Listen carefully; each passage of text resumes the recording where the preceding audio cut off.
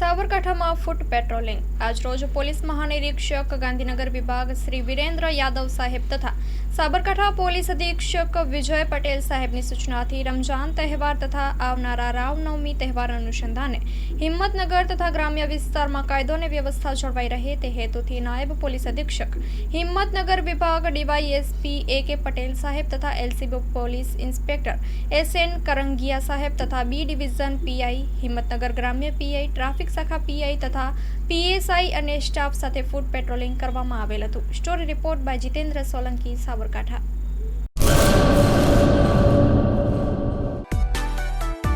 માં motor driving, safe and sure driving.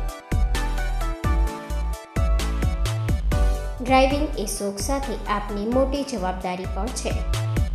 અમારા instructor દ્વારા સચોટ અને સરળ માર્ગદર્શન.